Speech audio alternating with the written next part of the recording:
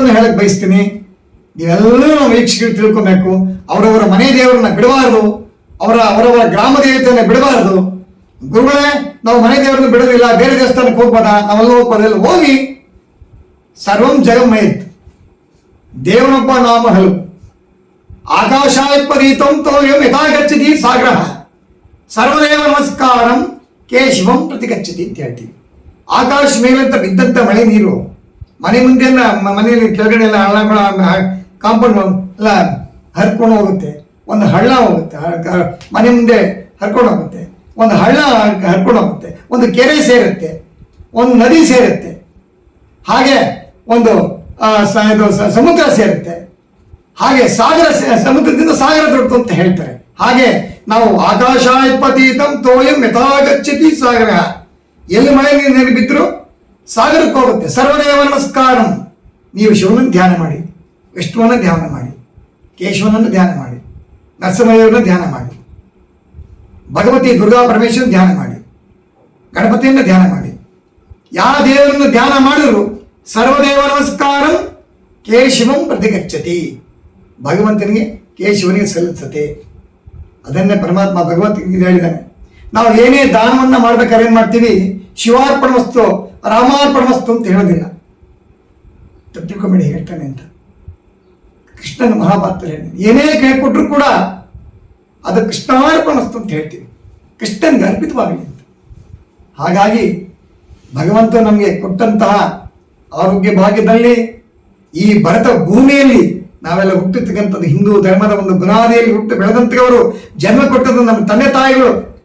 ಈ ಒಂದು ಪೃಥ್ವಿಯಲ್ಲಿ ನಾವೆಲ್ಲ ಹುಟ್ಟು ಬೆಳೆದಿದ್ದೀವಲ್ಲ, ಹಿಂದೂ ಧರ್ಮ ಸಂಸ್ಕೃತಿಯಲ್ಲಿ ಆ ಹಿಂದೂ ಧರ್ಮವನ್ನ ಉಳಿಸ್ತಾ ಬೆಳೆಸ್ತಾ ಆ ಬೇರಿನ ಚಿಗುರು, ನಾವೆಲ್ಲ ಹೇಳಿದ್ನಲ್ಲ ಯುಗಾದಿಯ ಚೈತ್ರ ಚಿಗುರು ಅಂತ, ಹೇಗೆ ಚಿಗುರುತ್ತೆ ಮಾವಿನ ಮೇಲೆ ನಾವು ತೋರಣ ಹೇಗೆ ಕಟ್ಟಿದ್ದೀವಿ, ಹಾಗೆ ಈ ಭವ್ಯ ಭಾರತದ ಭಾವೈಕ್ಯ ಸತ್ಯ ಸಂಕೇತದಂತೆ ನಮ್ಮ ಹಿಂದೂ ಧರ್ಮ ಸನಾತನ ಧರ್ಮವನ್ನ ಪರಿಪಾಲನೆ ಮಾಡ್ತಾ ಭಗವಂತನ ಧ್ಯಾನವನ್ನು ಮಾಡ್ತಾ ಮಕ್ಕಳಿಗೆ ಆದಷ್ಟು, ಪ್ರಿಯ ವೀಕ್ಷಕರೇ ಮತ್ತೊಂದು ಬಾರಿ ಹೇಳ್ತಾ ಇದ್ದೀನಿ, ಮಕ್ಕಳಿಗೆ ನೀವು ಏನೇ ಎಜುಕೇಶನ್ ಕೊಡಿ ಸಂತೋಷ, ಅವರು ಇಂಜಿನಿಯರ್ ಡಾಕ್ಟರ್ ಏನಾಗಲಿ, ಅವರು ಫಾರಿನ್ ಹೋಗಲಿ ವಿದೇಶಕ್ಕೆ ಹೋಗಲಿ ಅಭ್ಯಂತರ ಇಲ್ಲ.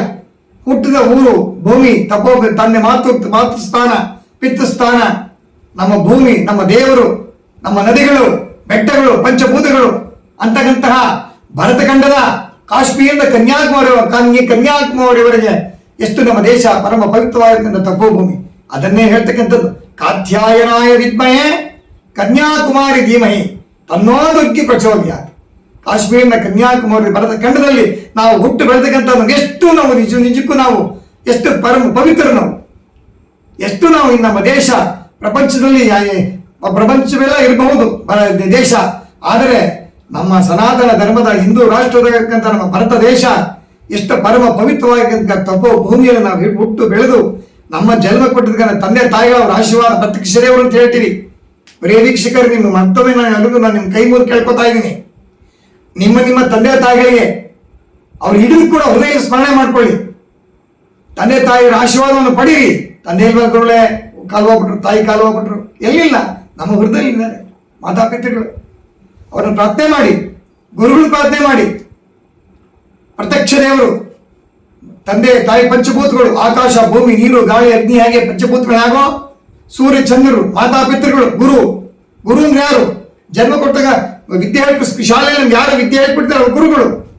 ಮೊದಲನೇ ಗುರು ತಾಯಿ ತಂದೆ, ಶಾಲೆಯಲ್ಲಿ ಹೇಳ್ಕೊಡ್ತಕ್ಕಂಥ ಗುರು ಅವರು. ಹಾಗೆ ಸೂರ್ಯ ಚಂದ್ರ ಕಣ್ಣಿ ಕಾಣ ದೇವರು ಪಂಚಭೂತಗಳು ಅಂತ ಹೇಳ್ತೀವಿ. ತಂದೆ ತಾಯಿಗಳು, ಸೂರ್ಯ ಚಂದ್ರರು, ಗುರು ವಿದ್ಯೆ ಹೇಳ್ಕೊಡ್ತ ಗುರುಗಳು. ಔದುಂಬ ವೃಕ್ಷ, ಅರಳಿ ವೃಕ್ಷ ಗುರುವಿನ ಸ್ಥಾನ.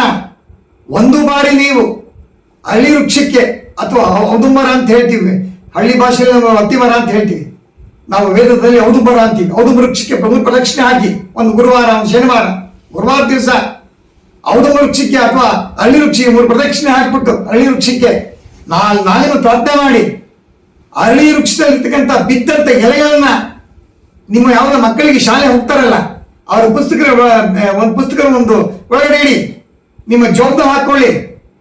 ಗುರುಗಳ ಆಶೀರ್ವಾದ ಸದಾಕಾಲ ಇರುತ್ತೆ. ಹಾಗಾಗಿ ಗುರುಗಳು ಪ್ರತ್ಯಕ್ಷ ದೇವರು, ಮಾತಾಪಿತೃಗಳು ಪ್ರತ್ಯಕ್ಷ ದೇವರು. ಅವರನ್ನ ಧ್ಯಾನಿಸ್ತಾ ನಿಮ್ಮ ದೇವರುಗಳ ಮನೆ ದೇವರುಗಳನ್ನ ಯಾವ ದೇವರನ್ನಾಗಲಿ ಮನೆ ದೇವರನ್ನ ಕೈ ಬಿಡಬಾರದು, ಗ್ರಾಮ ದೇವರನ್ನ ಕೈ ಬಿಡಬಾರದು.